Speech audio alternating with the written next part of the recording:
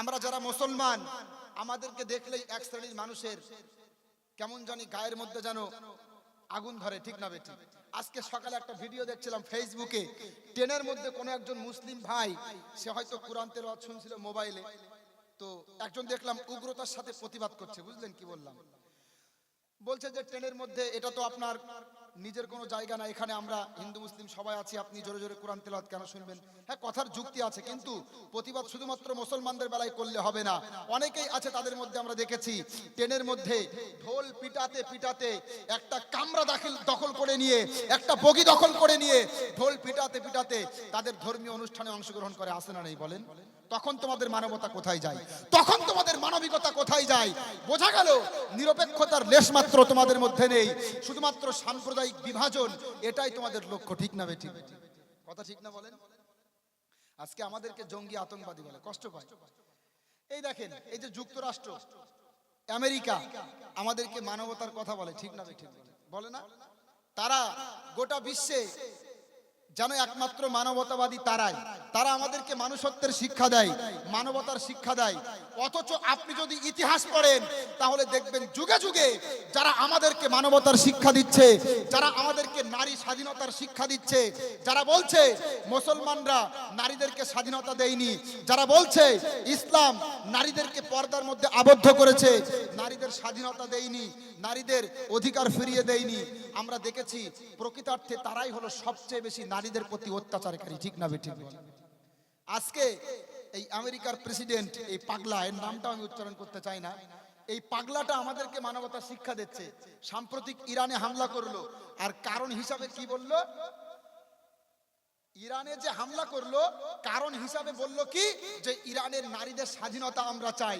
ইরানের বর্তমানে যে শাসক গোষ্ঠী আছে এরা হলো স্বৈরাচারী, এদের শাসন আমরা নষ্ট করে আমরা ইনসাফ প্রতিষ্ঠা করতে চাই, গণতন্ত্র প্রতিষ্ঠা করতে চাই, নারীদের স্বাধীনতা ফিরিয়ে দিতে চাই, ঠিক না বেঠিক বলেন? এরা কত বড় কুকুর চিন্তা করুন। এই যুক্তরাষ্ট্র, এরা ইরানের নারীদের স্বাধীনতার নামে হামলা করে বসলো, অথচ এই ব্যক্তিটার নাম এফস্টাইন ফাইলে পাওয়া গেছে, ঠিক না বেঠিক বলেন? ভালো করে বুঝবেন, মা বোনদেরকে বলবো ভালো করে বুঝবেন প্রকৃত সম্মান কে দিয়েছে।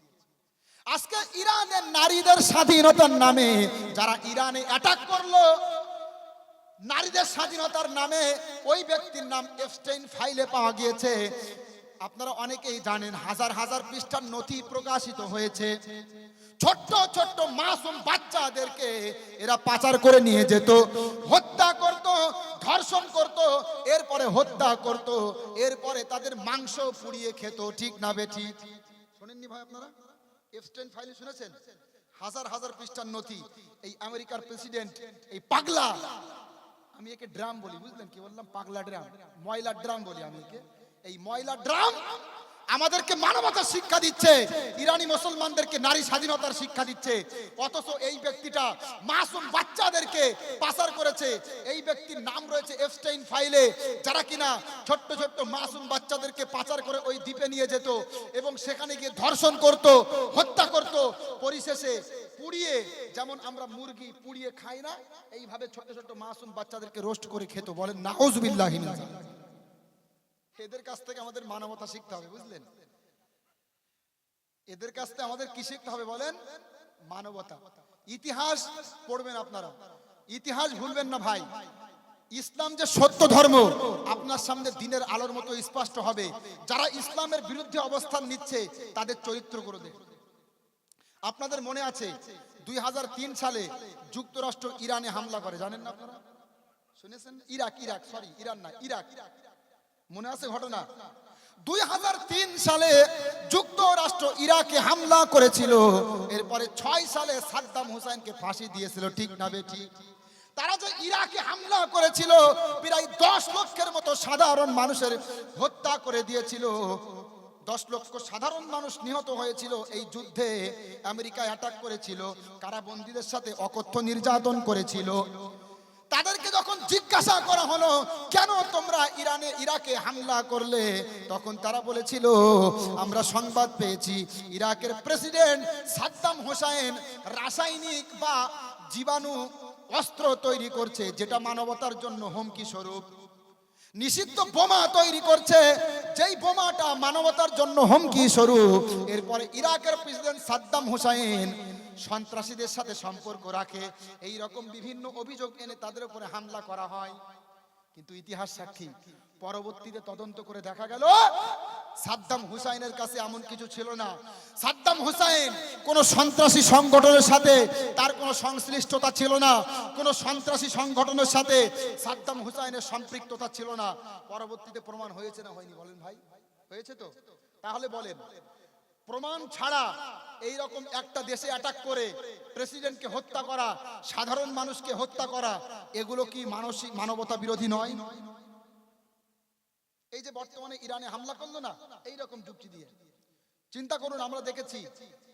আপনারা বুঝতে পারবেন আমরা যে মুসলমান সত্য আপনাদের সামনে দিনের আলোর মতো স্পষ্ট হবে। এরা নারীদের স্বাধীনতা নিয়ে কথা বলছে, এরা বলছে ইরানে হামলা করেছি নারীদের স্বাধীনতা ফিরিয়ে দেওয়ার জন্য, অথচ মেয়েদের স্কুলে হামলা করেছে, গণকবরে পরিণত হয়েছে। দেখেছেন আপনারা? মাসুম মাসুম বাচ্চার গণকবর, চোখে পানি এসেছে আমাদের এগুলো দেখার পরে। বলেন এরা যদি মানবতার শত্রু না হয় তা আর কারা বলেন দেখি? কোন সিভিলিয়ানদের উপরে হামলা করা যাবে না, সাধারণ নাগরিকদের উপরে হামলা করা যাবে না, কোন ধর্মীয় প্রতিষ্ঠান টার্গেট করা যাবে না, মসজিদ, মাদ্রাসা, হাসপাতাল, তারপরে স্কুল, এগুলো টার্গেট করা যাবে না। এগুলো কিন্তু আন্তর্জাতিক একটা নীতি, ঠিক না ঠিক বলেন? যুদ্ধ সংক্রান্ত নীতি। এই নীতি উপেক্ষা করে তারা যে হাসপাতালে হামলা করছে, কখনো হামলা করছে স্কুলে, বলেন এগুলো কি মানবতা বিরোধী নয়? অবশ্যই মানবতা বিরোধী। ও মুসলমান, এগুলো আমরা নিজের চোখে দেখছি কিন্তু কিছু করতে পারি না, কারণ আমাদের শক্তি সামর্থ্য কম, আমরা কিছু করতে পারি না। এগুলো শুধুমাত্র দেখছি। শক্তি সামর্থ্য কেন কম বললাম? মুসলিম দেশ কিন্তু অনেক রয়েছে, কিন্তু দুঃখের বিষয় হলো তারা আমেরিকার গোলামি করতে ব্যস্ত, ইসরায়েলের গোলামি করতে ব্যস্ত, ঠিক না বে ঠিক? একদম ঠিক কথা ভাই। সত্য কথা বলতে কি জানেন, আমি মিডল ইস্টের মানচিত্র যখন দেখি না, আমার বুকের ভিতরে একটা কাঁপুনি সৃষ্টি হয়। আপনি মধ্যপ্রাচ্যের মানচিত্র দেখেন, কতগুলো মুসলিম রাষ্ট্র, ঠিক না? এত এত মুসলিম রাষ্ট্রের মধ্যে ছোট্ট একটা ইসরায়েল, এরা কতগুলো মুসলিম বাচ্চা, 60 থেকে 70 হাজার মা বোনদের, শিশু বাচ্চার প্রাণ নিয়ে নিল। আর মুসলিম দেশগুলো শুধুমাত্র কি বলছে? শুধু বলছে আমরা ধিক্কার জানাই, আমরা তীব্র নিন্দা জানাচ্ছি, এইরকম একটা একটা কথা বলে তারা এড়িয়ে গেছে, ঠিক না ঠিক বলে?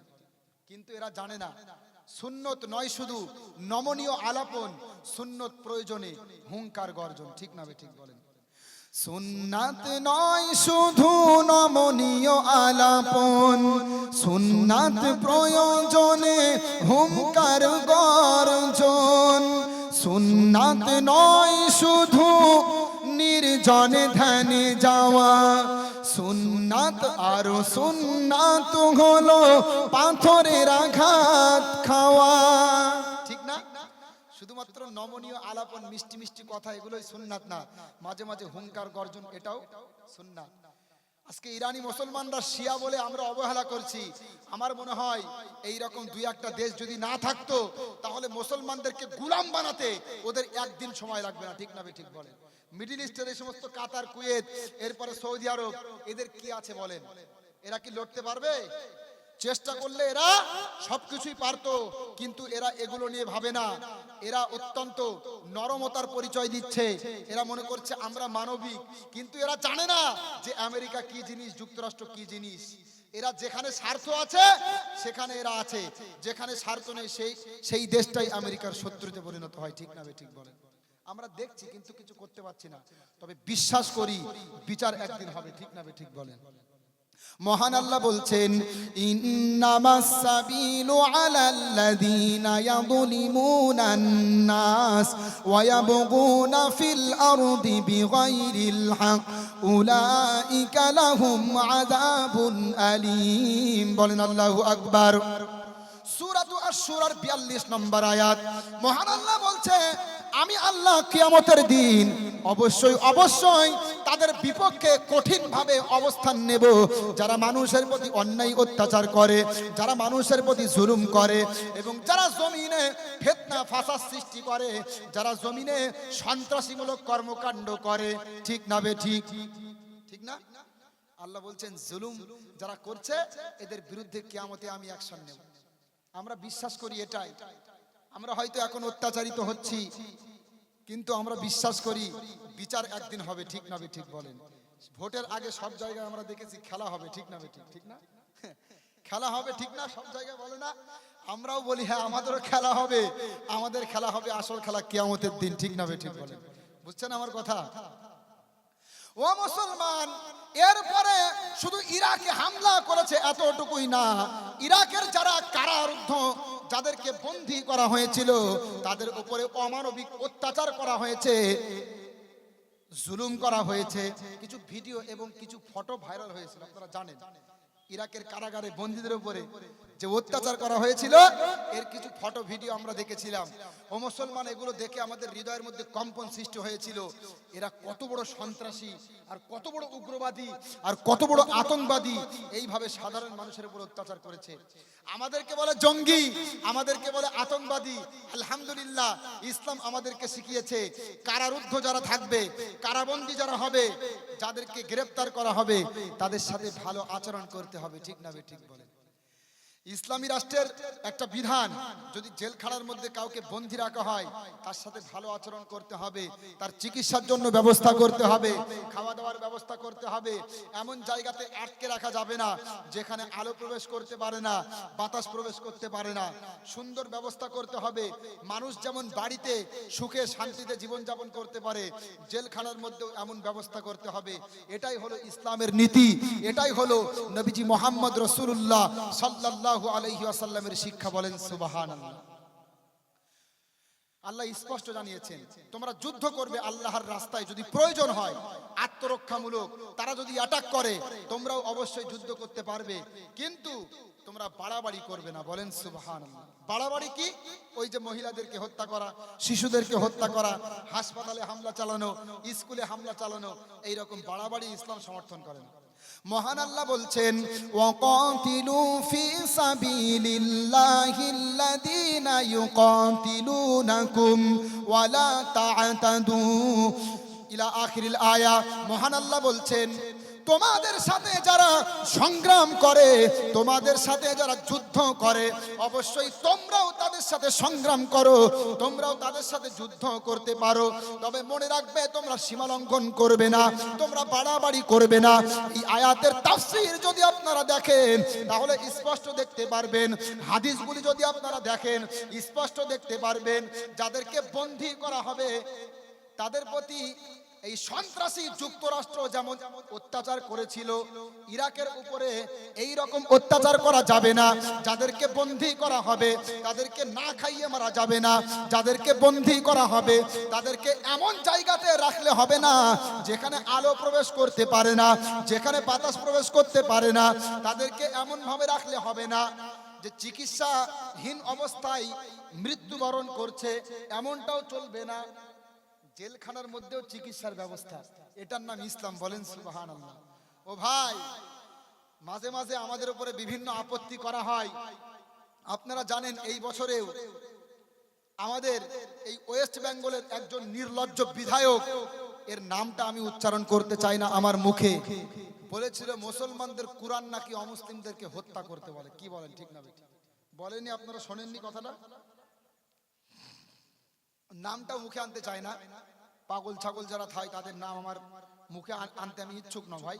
তাই এই ব্যক্তিটা বলছে মুসলমানদের কোরআন অমুসলিমদেরকে হত্যা করতে বলে। আমরা ভিডিও তৈরি করেছিলাম, আমরা চ্যালেঞ্জ করেছিলাম, যদি আমাদের কোরআনের মধ্যে এমন কথা সত্যি সত্যি প্রমাণ করতে পারো যে সাধারণভাবে অমুসলিম ভাইদেরকে হত্যা করার কথা বলা হচ্ছে, নির্বিচারে অমুসলিম ভাইদেরকে হত্যা করতে বলা হচ্ছে, এই রকম প্রসঙ্গ ছাড়া, প্রেক্ষাপট ছাড়া, প্রসঙ্গ ছাড়া একটা আয়াত যদি তোমরা দেখাতে পারো, ওপেন ক্যামেরায় বলছি আমরা ইসলাম ত্যাগ করব, তোমাদের ধর্ম গ্রহণ করব। কিন্তু তারা আমাদের সাথে বসতে রাজি হয়নি। তাদের কিছু কিছু ধর্মগুরু, তাদের কাছে আমি ফোনও করেছি, বিশ্বাস করেন। আমি শুধু বলেছি যে ভাই আমি কথা বলতে চাই, যদি আমার সামনে প্রমাণ করতে পারেন ইসলাম মিথ্যা, বা আমাদের কোরআনে এই রকম অমানবিক কথা আছে, আমরা আমাদের ধর্ম ত্যাগ করব, কিন্তু তারা আমাদের সাথে কথা বলতে ইচ্ছুক নয়। পিছন থেকে চ্যালেঞ্জ করছে, পিছন থেকে আমাদের ধর্মের মধ্যে এটা ভুল সেটা ভুল, এটা অমানবিক, এটা অবৈজ্ঞানিক, এটা অযৌক্তিক, এই রকম কথা বলছে। অথচ সামনে আমাদের সাথে বসে ডিবেট করবে এই ক্ষমতা ওদের হয় না। তাহলে বোঝা গেল শিক্ষা অর্জন করে সত্য বলার মতো, সত্যের পক্ষে থাকার মতো শক্তি তাদের নেই। শুধুমাত্র সাম্প্রদায়িক সহিংসতা ছড়িয়ে ভোটের রাজনীতি করাই এদের উদ্দেশ্য। ঠিক না বেঠিক বলে? সাম্প্রদায়িক রাজনীতি। এরা জানে ওয়েস্ট বেঙ্গলে ক্ষমতায় আসার একটাই রাস্তা, সেটা হলো সাম্প্রদায়িক দাঙ্গা। ঠিক না বেঠিক বলে? এরা জানে, ভালোভাবেই জানে। আমার কাছে অনেকে প্রশ্ন করে, হুজুর ভারতবর্ষে কি হিন্দু মুসলমানের মধ্যে সম্প্রীতি ফিরে আসবে? অনেকে প্রশ্ন করে। এ ভাই বুঝেছেন তো? অনেকে প্রশ্ন করে বলে, ভারতবর্ষে কি হিন্দু মুসলমানের মধ্যে সম্প্রীতি ফিরে আসা সম্ভব? আমার কাছে এই প্রশ্নের উত্তর হলো না। না। যদি বলেন কেন? আরে ভাই, যেখানে রাজনীতি হচ্ছে ধর্ম নিয়ে, রাজনীতির কনসেপ্টটাই হলো যে মুসলমানরা আমাদের শত্রু, যেখানে রাজনীতির কনসেপ্টটাই হলো যে মুসলমানরা আমাদের শত্রু, বিশ্বের হিন্দু এক হও, হিন্দু হিন্দু ভাই ভাই, হিন্দু মুসলিম ভাই ভাই, এই শব্দ কেটে দিচ্ছে, বলছে হিন্দু হিন্দু ভাই ভাই।